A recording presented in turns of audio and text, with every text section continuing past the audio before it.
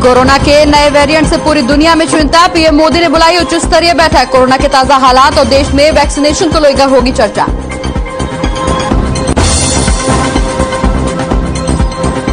Singhu border पर संयुक्त किसान मोर्चा की बैठक जारी। आगे की रणनीति पर हो रही चर्चा। 29 नवंबर को ट्रैक्टर मार्च निकालेंगे किसान।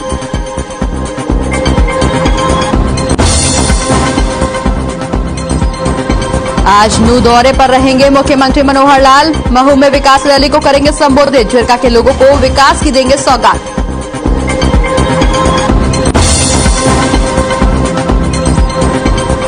हरियाणा में डेंगू का कहर जारी। अस्पतालों में बढ़ी मरीजों की संख्या। हिसार में मिले डेंगू के 23 नए मामले।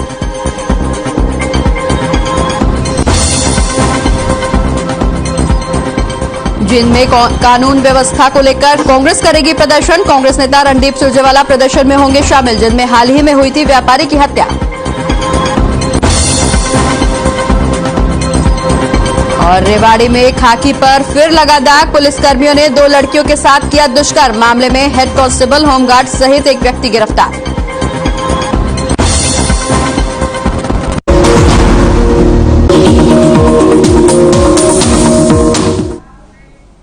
नमस्कार, मैं हूं आपके साथ प्रगति चतुर्वेदी और आप देख रहे हैं हर खबर हरियाणा। 3 बजे की तमाम बड़ी खबरों की शुरुआत करेंगे, जहां आज मुख्यमंत्री मनोहर लाल नू दौरे पर रहेंगे, जहां वो महू गांव में विकास रैली को संबोधित भी करेंगे। साथ ही झिरका के लोगों को विकास की सौगात भी देंगे। इस मौके पर मुख्यमंत्री से क्षेत्र से संबंधित जरूरी मांगे भी रखी जाएंगी। बता दें कि प्रशासन ने मुख्यमंत्री मनोहर लाल के दौरे को लेकर सुरक्षा के इंतजाम भी पुख्ता कर लिए हैं।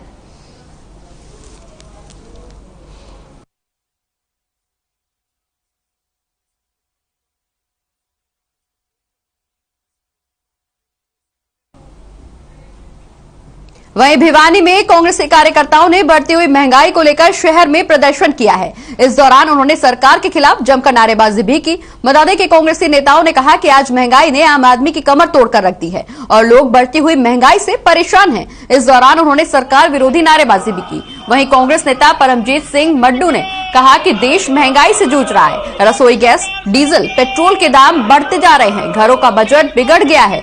किसानों को डीएसपी यूरिया नहीं मिल रही है। सरकार किसानों को उचित मात्रा में यूरिया, डीएसपी मुहैया कराए। वहीं पेट्रोल और डीजल की कीमतें कम की जाएं।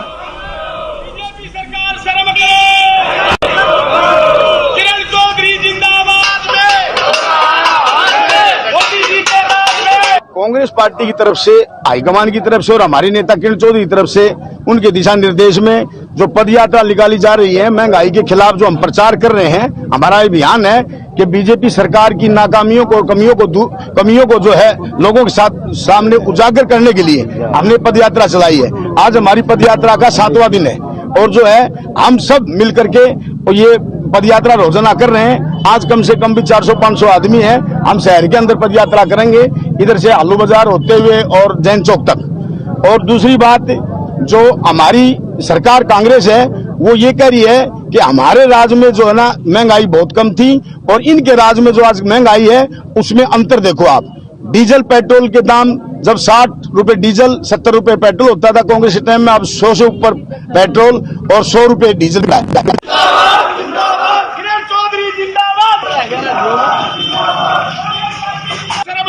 तो महंगाई से आम आदमी लगातार परेशान है, जिसको लेकर यहां कांग्रेसी कार्यकर्ताओं ने बढ़ती हुई महंगाई को लेकर शहर भर में प्रदर्शन किया है। सरकार के खिलाफ जमकर नारेबाजी भी की गई है।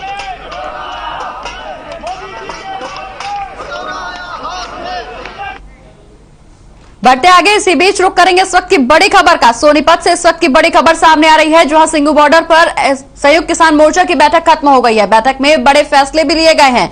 संसद कूच नहीं करेंगे किसान। तो इस वक्त की बड़ी खबर, 29 नवंबर को कूच का ऐलान था, जिसको लेकर अब ये फैसला बदल दिया गया। इस वक्त की बड़ी खबर, संयुक्त किसान मोर्चा की बैठक खत्म हो गई है और खत्म होने के बाद ये बड़ा फैसला बैठक में लिया गया है कि 29 नवंबर को संसद कूच किसान नहीं करेंगे। इस वक्त की बड़ी खबर, 29 नवंबर को संसद कूच का ऐलान था। किसानों की तरफ से ट्रैक्टर मार्च का भी ऐलान था, लेकिन अब संयुक्त किसान मोर्चा की बैठक में यह बड़ा फैसला लिया गया है कि संसद का कूच नहीं करेंगे किसान। संसद कूच नहीं करेंगे किसान, ये बड़ा फैसला संयुक्त किसान मोर्चा की बैठक में लिया गया है।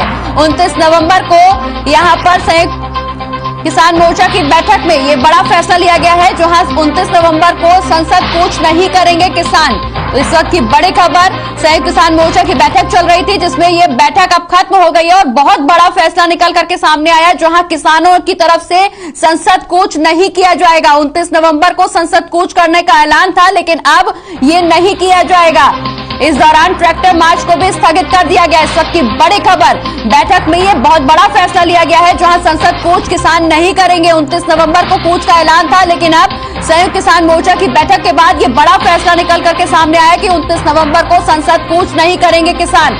सिंगू बॉर्डर पर संयुक्त किसान मोर्चा की बैठक की जा रही थी, जहां बैठक अब खत्म हो गई है। बैठक के बाद ये बहुत बड़ा फैसला निकल करके सामने आया है कि 29 नवंबर को कूच का जो ऐलान था वो अब नहीं किया जाएगा। कूच, संसद कूच किसान नहीं करेंगे। तो इस वक्त की बड़ी खबर, जहां संयुक्त किसान मोर्चा की बैठक जारी थी, काफी समय लगा इस बैठक में, लेकिन अब ये बैठक खत्म हो गई है। बैठक के बाद ये बड़ा फैसला निकल करके सामने आया। इस दौरान ट्रैक्टर मार्च को भी स्थगित किया गया है। सूत्रों के हवाले से बड़ी खबर, संयुक्त किसान मोर्चा की बैठक खत्म हो गई है, जिसमें जहां ट्रैक्टर मार्च को भी स्थगित करने का फैसला लिया गया, वहीं बैठक में संसद कूच नहीं करेंगे किसान, ये भी बड़ा फैसला निकल करके सामने आया। बता दें कि 29 नवंबर को संसद कूच का ऐलान किया था किसानों ने, लेकिन अब ये बड़ा फैसला संयुक्त किसान मोर्चा की बैठक में निकल करके सामने आया है कि 29 नवंबर को संसद कूच नहीं किया जाएगा। तो इस वक्त की बड़ी खबर, संयुक्त किसान मोर्चा की बैठक खत्म हो गई है। 29 नवंबर को कूच का ऐलान था, लेकिन अब ये ऐलान कर दिया गया है कि संसद कूच का जो ऐलान था वो नहीं किया जाएगा। बढ़ते आगे, जहां दिल्ली के मुख्यमंत्री अरविंद केजरीवाल चंडीगढ़ एयरपोर्ट पर पहुंचे, जहां उन्होंने पत्रकारों से बातचीत की और कहा कि पंजाब के बहुत से टीचर कई दिनों से धरने पर बैठे हुए हैं, उनके कई मसले हैं। केजरीवाल ने कहा कि वो एयरपोर्ट से मोहाली आए तो होर्डिंग्स देखे कि 36,000 कर्मचारी पक्के कर दिए गए। केजरीवाल ने पूछा कि इनमें कितने टीचर पक्के हुए हैं, तो टीचर्स ने इससे इनकार भी किया। वहीं केजरीवाल ने कहा कि इससे पहले सफाई कर्मचारियों ने कहा कि उन्हें भी पक्का नहीं किया गया। इस पर केजरीवाल ने सवाल किया कि 36,000 कौन से कर्मचारी पक्के किए गए हैं। केजरीवाल ने सरकार पर झूठ बोलने का आरोप भी लगाया। वहीं मुख्यमंत्री केजरीवाल का चंडीगढ़ दौरा था, जिस दौरान उन्होंने सरकार पर निशाना साधा।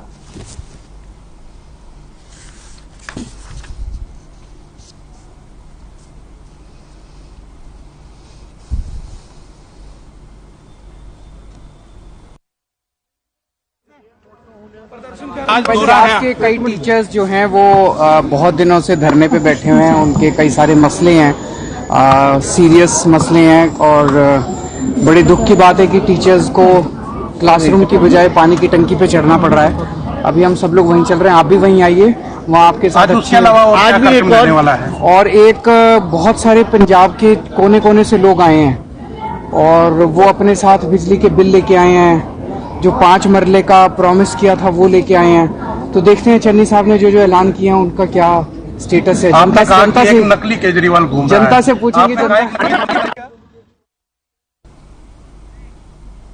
वहीं चंडीगढ़ सेक्टर 4 में ईटीटी टेट पास टीचर्स अपनी मांगों को लेकर टेलीकॉम टावर पर चढ़ गए।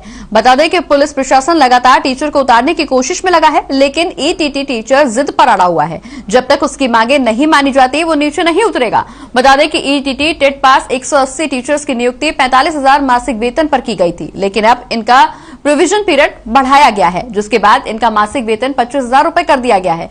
लंबे समय से ईटीटी टीचर्स अपने वेतन को लेकर सरकार के खिलाफ रोष प्रदर्शन कर रहे थे, लेकिन मांगे नहीं माने जाने से नाखुश एक टीचर अब टावर पर चढ़ गया है।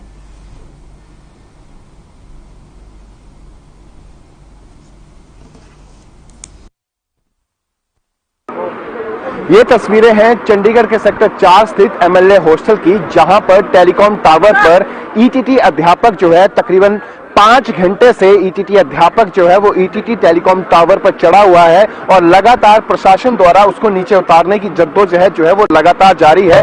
आप देख सकते हो तस्वीरों में क्रेन द्वारा लगातार जो है प्रयास किए जा रहे हैं कि ईटीटी अध्यापक, पंजाब के ईटीटी अध्यापक को जो है वो किसी तरह से समझा बुझाकर टेलीकॉम टावर से नीचे लाया जा सके। ये तमाम यहाँ पे आप हालात देख सकते हैं किस तरीके के बने हुए हैं। आपको बता दें कि पंजाब के 180 ईटीटी टेट पास अध्यापक जो है वो बीते काफी लंबे समय से अपनी मांगों को लेकर लगातार धरना प्रदर्शन कर रहे हैं, रोष प्रदर्शन कर रहे हैं। इनका साफ तौर पर कहना है कि पंजाब सरकार जो है वो इनकी लंबित पड़ी मांगों को नहीं मान रही। हालांकि ये बात भी निकलकर सामने आई है कि ये ईटीटी अध्यापक जो है वो बादल की सरकार यानी कि प्रकाश सिंह बादल की सरकार में इन अध्यापकों की नियुक्ति की गई थी और ये नियुक्ति जो है वो 40,000 मेहनताना पर की गई थी। लेकिन जैसे ही कांग्रेस सरकार आती है तो कांग्रेस सरकार के आने के बाद इनका आमदनी जो है वो 40,000 से 25,000 की जाती है, जिसके एवज में आकर रोष प्रदर्शन जो है वो पिछले काफी लंबे समय से ईटीटी अध्यापकों द्वारा किया जा रहा है। और अब ये हालात जो है यहाँ पे बने हुए हैं, आप देख सकते हो तस्वीरों में। बीते लगभग 5.5 घंटों से ईटीटी इकलौते ईटीटी अध्यापक जो है वो टेलीकॉम टावर पर चढ़े हुए हैं और लगातार रोष प्रदर्शन जो है वो सरकार के खिलाफ किया जा रहा है। और इसके ठीक ऑपोजिट अगर आपको मैं दिखाना चाहूंगा तो इसके ठीक ऑपोजिट जो है वो पंजाब के पूर्व मुख्यमंत्री प्रकाश सिंह बादल का घर है, आप देख सकते हो तस्वीरों में। और यहाँ पे ठीक उसके सामने जो है वो ईटीटी अध्यापक जो है वो टेलीकॉम टावर पर चढ़े हुए हैं। ये तस्वीरें हैं चंडीगढ़ के सेक्टर 4 स्थित पंजाब के एमएलए हॉस्टल की। यहाँ पे पुलिस और प्रशासन द्वारा लगातार प्रयास किए जा रहे हैं कि किसी न किसी तरह से समझा बुझाकर जो है वो ईटीटी अध्यापक को नीचे उतारा जा सके। ये तस्वीरें हैं पंजाब के एमएलए हॉस्टल की, जहां पर टेलीकॉम टावर पर ईटीटी अध्यापक जो है वो चढ़ा हुआ है और लगभग बीते 5.5 घंटों से वो टावर के ऊपर हैं। और उनका साफ तौर पर कहना है कि उनकी जो मांगे हैं, जो उनका मेहनताना है, उसको जो है एक बार फिर से जारी किया जाए। जो 40,000 रुपयों तक का था उसे 25,000 किया गया, उस मेहनताना को बढ़ाया जाए। तो ये कुछ हालात जो है वो चंडीगढ़ के सेक्टर 4 स्थित एमएलए हॉस्टल पर बने हुए हैं। आप देख सकते हैं फायर ब्रिगेड की गाड़ियां हैं, लगातार प्रयास किए जा रहे हैं कि किसी न किसी तरीके से ईटीटी अध्यापक के पास पहुंचा जाए और उन्हें समझा बुझाकर जो है वो नीचे लाया जा सके। तो ये कुछ तस्वीरें हैं चंडीगढ़ के सेक्टर 4 स्थित एमएलए हॉस्टल की। चंडीगढ़ से हर खबर हरियाणा के लिए रवि चंदेल के साथ। बढ़ते आगे, बात अब भिवानी की करेंगे, जहां तोशाम में जेजेपी कार्यकर्ताओं की बैठक का आयोजन किया गया। मीटिंग में भिवानी जिला के अध्यक्ष विजय गोड़ा पहुंचे। इस दौरान विजय ने कार्यकर्ताओं से आह्वान किया कि 9 दिसंबर को झज्जर में जेजेपी के स्थापना दिवस पर होने वाली रैली में ज्यादा से ज्यादा संख्या में पहुंचे और बढ़ चढ़कर हिस्सा लें। साथ ही उन्होंने कहा कि इस मीटिंग में जिन भी कार्यकर्ताओं को जो भी जिम्मेदारी लगाई गई है उनको अच्छे से निभाएं। गुरुजी रामपाल सभी के नाम जानता हूँ, लंबा जैसा कि सभी को पता, आगामी 9 दिसंबर को झज्जर में पार्टी के 3रे स्थापना दिवस पर जन सरोकार के रूप में एक रैली का आयोजन किया जा रहा है। उसी के सिलसिले में आज ये हमारी पहली कार्यकर्ता मीटिंग थी तोशाम में। उस रैली की कामयाबी के लिए कार्यकर्ताओं से विचार विमर्श करके और पूरे हल्के को 10 जोनों में बांट के सीनियर कार्यकर्ताओं की ड्यूटियां लगाई गई।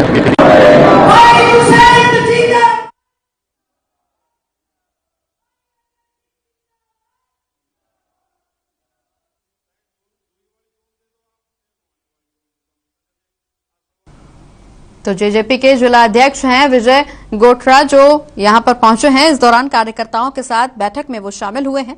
तो शाम में जेजेपी के कार्यकर्ताओं की बैठक का आयोजन किया गया, जहां वो पहुंचे हैं। इस दौरान उन्होंने कार्यकर्ताओं से जेजेपी के स्थापना दिवस में होने वाले कार्यक्रम को लेकर तमाम तैयारियों की जहां समीक्षा की, वहीं उन्होंने दिशा निर्देश भी दिए कि जिस भी कार्यकर्ता की जो भी जिम्मेदारी इस दौरान लगाई गई है उसे अच्छे से निभाए।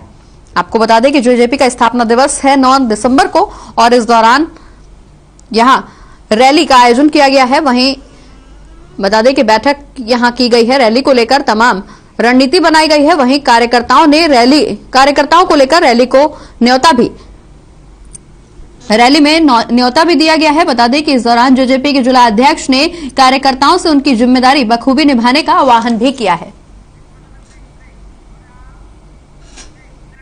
और ब्रेक के बाद एक बार फिर से स्वागत है आपका। बढ़ते आगे, जहां प्रदेश के सरकारी स्कूलों में 11वीं और 12वीं के विद्यार्थियों को निःशुल्क टैबलेट्स प्रदान करने के सरकार के फैसले का रतिया के शिक्षाविदों और विद्यार्थियों ने स्वागत कर खुशी मनाई है।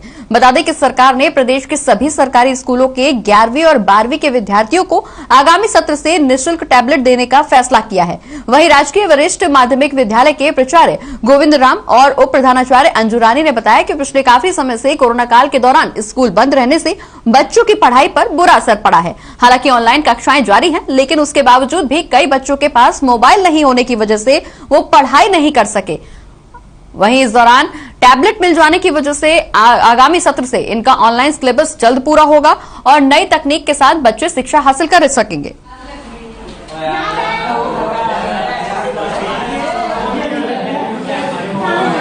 सरकार का, हरियाणा सरकार का ये एक महत्वाकांक्षी जो प्रोजेक्ट है कि जो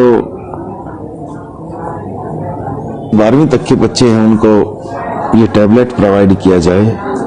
अब जो अगले साल अगले सेशन में हरियाणा सरकार का प्रोग्राम +1 और +2 के बच्चों को ये प्रोवाइड करवाने का है।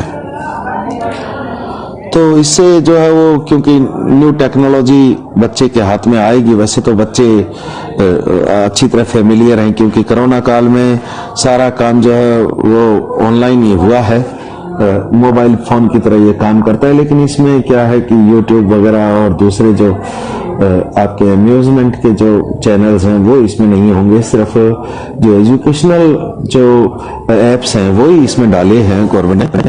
जैसा कि हरियाणा सरकार ने ये फैसला लिया है कि स्टूडेंट्स को टैब्स दिए जाएंगे स्टडीज के पॉइंट ऑफ व्यू से, जैसे कि कोरोना काल में हमारे बच्चे काफी स्टडीज में पीछे रह गए हैं, तो वो इस तरह की जो तंगी है, जैसे कुछ परिवार ऐसे गरीब हैं जो बच्चों को फोन वगैरह नहीं लेकर दे सकते, तो उन बच्चों को काफी इससे फायदा होने वाला है। अगर बच्चों को टैब्स मिलेंगे तो वो अपनी पढ़ाई सुचारू रूप से जारी रख पाएंगे और उसमें कंटिन्यूटी ला पाएंगे। और हम भी सरकार का धन्यवाद करना चाहेंगे कि सरकार ऐसा कर रही है, बहुत अच्छी बात है, वो स्टूडेंट्स के हित में ये सरकार का बहुत बहुत धन्यवाद भी सानू टैब देन लग रही है। पहले सानू पढ़न च बहुत दिक्कत होंदी सी, ऑनलाइन क्लासां नहीं लगदी सी, टैब नहीं सी, फोन नहीं सी। हुण सानू टैब मिल गया, हुण असीं वधिया पढ़ सकदे हां ते हुण और भी असीं बाली सोशल एक्टिविटी च भी भाग ले सकदे हां ते पहला बस सरकार का बहुत बहुत धन्यवाद जी, सानू सरकार ने टैब दिते।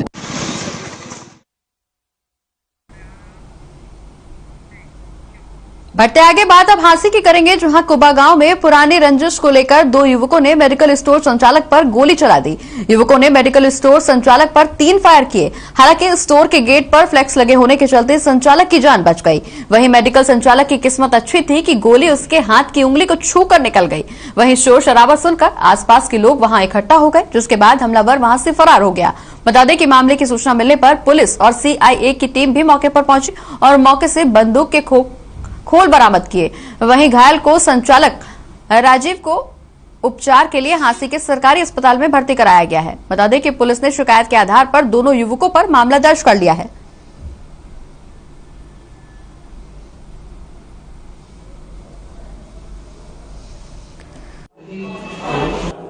ये भाई सवेरे 9:40 पर डॉक्टर राजीव है पेटवड़ गांव से, उनकी एक क्लिनिक पेटवड़ गांव में है और एक गांव कुंभा के अंदर है। इस डॉक्टर साहब का और इसी के गांव का साहिल सन ऑफ श्री कृष्ण है, जो 17-18 साल का बच्चा बताया गया है। उसके साथ इनकी पैसे को लेकर के दोनों परिवारों की आपस में अनाबनी थी, जिस संबंध में इनके अभियोग भी अंकित हैं नारनौल थाने के अंदर।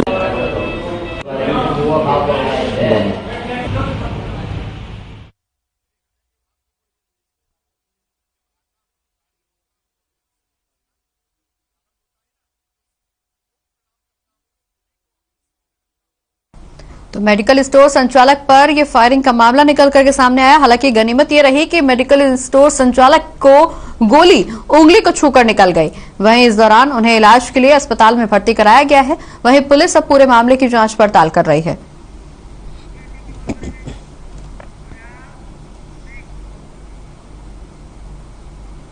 और हरियाणा के यमुनानगर के कालेश्वर महादेव मठ में चल रहे 15 दिवसीय नशा मुक्ति मुहिम सही रहा कैंप समाप्त हो गया है। इस मौके पर अंबाला रेंज की आईजी भारती अरोड़ा मुख्य अतिथि थी। वहीं कार्यक्रम में यमुनानगर के पुलिस अधीक्षक कमलदीप गोयल के अलावा अंबाला कुरुक्षेत्र के पुलिस अधीक्षक भी मौजूद नजर आए। वहीं आईजी भारती अरोड़ा ने कहा कि वो अगले 2-3 दिन में वीआरएस लेकर जा रहे हैं और इस समय इस कार्यक्रम में आकर उन्हें जो तोहफा मिला है वो सब गिफ्ट से बेहतर है। उन्होंने कहा कि वो नशा छोड़ चुके युवकों और उनके परिजनों पर जो सुकून और खुशी दिख रही है वो काबिल तारीफ है।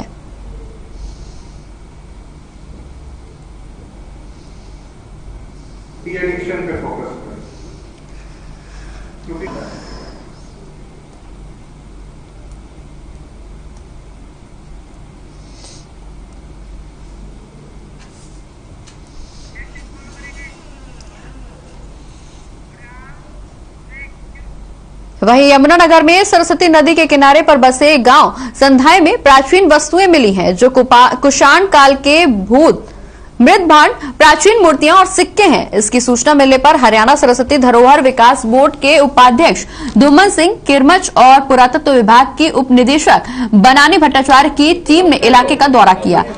इस दौरान उन्होंने कहा कि पुरातत्व विभाग की टीम ने सफाई करके और जांच करने के बाद ही इन सिक्कों का सही काल पता लग पाएगा। साथ ही जो सामान मिला है उसको जांच के बाद ही देखा जाएगा और आगामी कार्रवाई की जाएगी। दमड़ी टाइप से तो दमड़ी होती है ना, कुषाण संस्कृति टाइप के जो वक्त के सिक्के 10-20 रुपए लेते हैं तो इधर से ज्यादा तो कोई। सरस्वती नदी के निर्माण में जहां आ रही दिक्कतें दूर हो रही हैं, लोग अपनी अपनी जमीनें सरस्वती के लिए देने को राजी हो रहे हैं, वहीं एक और नई चीज सामने आई है। यमुनानगर के संधाया गांव में सिक्के मिले हैं, प्राचीन सिक्के मिले हैं। इसके अलावा कुछ और वस्तुएं मिली हैं जो सरस्वती नदी से संबंधित हैं और जो पुराना इतिहास है उससे रिलेटेड है। इसकी सूचना मिलने पर हरियाणा विकास धरोहर बोर्ड के जो डिप्टी चेयरमैन है धूमन सिंह किरमिच, उनके साथ पुरातत्व विभाग की डिप्टी डायरेक्टर हरियाणा, उन्होंने दौरा किया है और जो सामान मिला है उन्होंने अपने कब्जे में लिया है और इसकी जांच की जाएगी कि वो कितने 100 साल या कितने हजारों साल पुराना है, ताकि पता चल सके कि सरस्वती नदी का इतिहास कितना पुराना था और ये जो सिक्के मिले हैं ये कब के हैं, किस काल के हैं। सुरेंद्र मेहता, हर खबर हरियाणा। पूरा राउंड शेप में आ गया।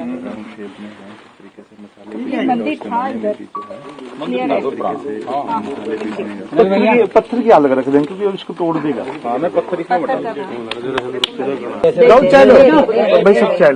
सामने ये वाला तो पुरातत्व विभाग ने यहां दौरा किया है। दरअसल यमुनानगर में सरस्वती नदी के किनारे गांव बसे हैं जिनमें प्राचीन सामान मिला है। बता दें कि इसमें मृत भांड, प्राचीन मूर्तियां और सिक्के मिले हैं।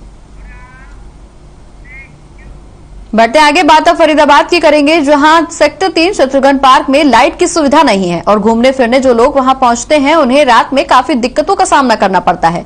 ऐसे में उन्होंने आरोप लगाया है कि आरएसएस के लोग यहां कब्जा कर लेते हैं। वहीं इस पार्क में जब हर खबर हरियाणा की टीम ने रियलिटी चेक किया तो पाया कि पार्क में लाइट के अलावा बैठने की सुविधा भी मौजूद नहीं है। वहीं वहां मौजूद लोगों से हमारे संवाददाता रिंकू ने क्या कुछ बातचीत की, आपको सुनाते हैं। इस समय बता दें कि हम शत्रुघ्न पार्क में मौजूद है, जहां रियलिटी चेक करने के तहत आज धरातल पर हर खबर हरियाणा उतरा है। वहीं पार्क का रियलिटी चेक करा जाएगा और देखेंगे कि क्या कुछ व्यवस्था पार्क के अंदर देखने को मिलेगी। वहीं तमाम लोग जो पार्क में सैर करने आते हैं सुबह या शाम की बात करें तो क्या कुछ उन्हें दिक्कतों का सामना करना पड़ता है।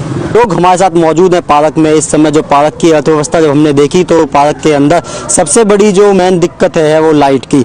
उसी के अंदर जो लोग मौजूद हैं उनसे हम जानेंगे उन्हें क्या दिक्कतें होती हैं इतनी रात को जब वो पार्क में घूमते हैं, क्या कुछ उन्हें दिक्कतों का सामना करना पड़ता है। यहाँ पर तमाम जो लोग हैं बूढ़े बुजुर्ग। सर क्या नाम है आपका? वीरेंद्र तिवारी। सर इतनी रात को आप इस पार्क में घूमने आए, क्या कुछ दिक्कतें आपको पार्क में लगती है इस समय?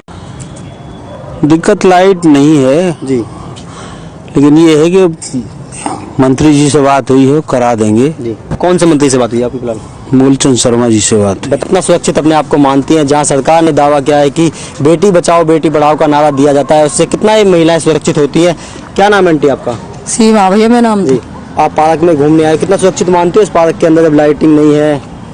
कुछ ना सुरक्षित तो लाइट तो लगनी चाहिए है। लाइट लगनी चाहिए। हाँ, तो अभी तक लाइट नहीं लगी है, तकरीबन 6 महीना इस पार्क को हो चुके हैं बने। हाँ है 6 महीना। तो क्या कुछ कहना चाहेंगे आप इस बारे में? भैया लगनी तो चाहिए पार्क में लाइट, तो लाइट भी झूला भी लगनी चाहिए। वैसे तो कुर्सी भी लगनी चाहिए। पार्क में आप घूम रहे हो, क्या लगता है अगर कुछ चीज गिर जाती है तो कैसे आप ढूंढ पाओगे? या ना ढूंढेंगे कैसे ढूंढ पाएंगे? नहीं ढूंढ पाओगे, ना पाएगा ना अंधेरे में कैसे पाएगा? लगनी चाहिए वैसे, लगनी चाहिए। क्या नाम आंटी आपका? बाला। बाला। आप पार्क में घूम रहे हो, इस टाइम है रात का टाइम, तकरीबन 10 बज चुके हैं, तो क्या कुछ आप कहना चाहेंगे? भैया सही है, तो लाइट का तो सुविधा होनी चाहिए। लाइट सुविधा होनी चाहिए, बिल्कुल होनी चाहिए भैया। कुछ भी हो सकता है, ऐसी कोई बात थोड़ी ना कि चीज ही खो जाए, कुछ भी हो सकता है।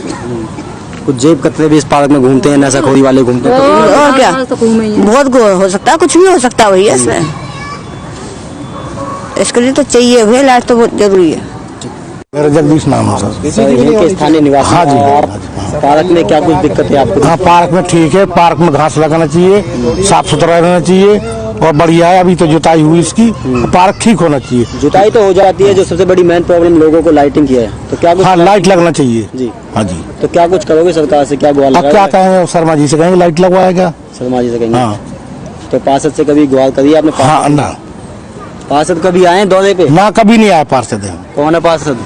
हाँ, पार्षद यही था, क्या है उसका, कपिल डागर। तो कभी मिले हो आप कपिल डागर? कभी भी नहीं आते, नहीं कपिल डागर। तो क्या लगता है कपिल डागर ने कितना कार्य किया इस पार्क के अंदर? कुछ भी नहीं किया। कुछ भी नहीं किया।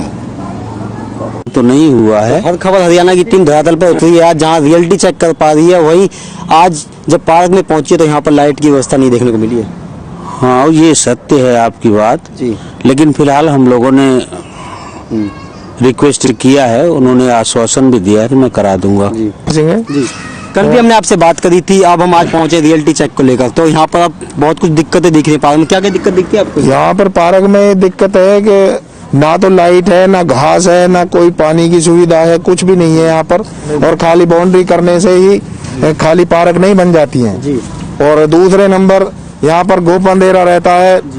हमारी महिलाएं बहनें सारी घूमती हैं यहाँ पर, कोने में बैठ बैठ कर शराब पीते हैं और बहुत ही बुरा हाल है। ये खाली बाउंड्री दीवार करने से पार्क नहीं बनते। उद्घाटन हुए भी 6 महीने हो गए, लेकिन कोई सुनवाई नहीं है अभी तक। धरातल पे काम हुए क्या सरकार के राज में? मुझे नहीं लगता धरातल पे कोई काम हो रहा है। तो पार्क ऐसे चल जाता कि पार्क चल रहा है फिलहाल? पार्क, ये क्या पार्क है, इसके पार्क कह सकते हो आप? एक खाली बैठने के लिए कुर्सी है, ना कोई झूला है बच्चों के लिए, ना कोई जिम है, कुछ भी नहीं है। कुछ आरोप लगते हैं आरएसएस वाले इसमें अपना कब्जा करते हैं? आरएसएस वाले सारे अपना प्रोग्राम करते हैं और बाकी किसी और को कोई प्रोग्राम नहीं करने देते। सर आप आए हो कि आप? मैं यहीं का वासी हूँ और काफी साल मेरे को यहाँ पे रहते रहते हो गए हैं। जिस दिन से पार्क बना आज तक ना तो इसमें चलते हुए थक गए तो मिनट 2 मिनट में बैठ के सांस ले सकें। बाकी पत्थर तो मंत्री जी साहब ने लगवा दिए और यही चाहेंगे कि मंत्री साहब से कहेंगे अगर हो सके तो इसमें घास और लाइट और बेंच वगैरह की व्यवस्था करवा दी जाए, और या तो अगर प्रोग्राम किसी को अनुमति करने की मिलती है तो किसी एक को भी ना मिले।